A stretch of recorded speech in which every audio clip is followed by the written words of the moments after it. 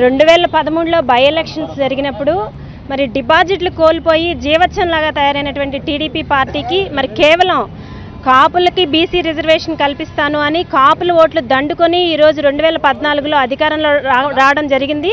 అధికారంలోకి వచ్చిన తర్వాత మీరు ఎన్నికల మేనిఫెస్టోలో ఏదైతే హామీ ఇచ్చారో ఆ హామీని నెరవేర్చని క్రమంలో మీ హామీని గుర్తు చేయడం కోసం ఈరోజు ముద్రగడ గారు పాదయాత్ర చేపట్టడం జరుగుతుంది.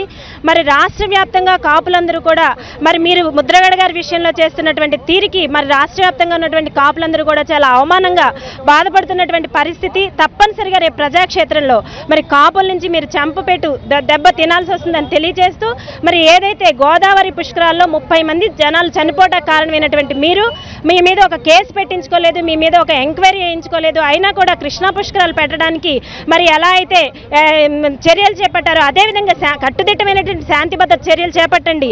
కిర్లంపూడి అనేటువంటి చిన్న గ్రామంలో సుమారుగా 12,000 మంది పోలీసులు ఏంటి, రోజుకి 20-30 లక్షల ఖర్చు ఏంటో మాకు అర్థం కావట్లేదు. ఇది ప్రజాస్వామ్యమా లేక నిరంకుశత్వమా తెలియట్లేదు. ఒక హిట్లర్ని ఒక ముస్సోల్ని తలపిస్తూ ఈరోజు రాష్ట్ర వ్యాప్తంగా ఉన్నటువంటి ప్రతి ఒక్క కాపుడు కూడా కాపు వాళ్ళు కూడా అవమానంతో తలదించుకునే విధంగా మీరు ప్రవర్తిస్తున్నారు. మరి మీరు తప్పనిసరిగా మీరు ఏదైతే ముద్రగడ పద్మనాభం గారి పాదయాత్ర ఏదైతే ఉందో దాన్ని తప్పనిసరిగా కంటిన్యూ చేసే వరకు ప్రతి ఒక్క కాపు వాళ్ళు కూడా సంఘీభావం తెలియజేస్తాం. పాదయాత్రను కంటిన్యూ చేస్తాం. పెద్ద ఎత్తున మహిళలందరం కూడా దీంట్లో పార్టిసిపేట్ చేస్తామని తెలియజేస్తాం.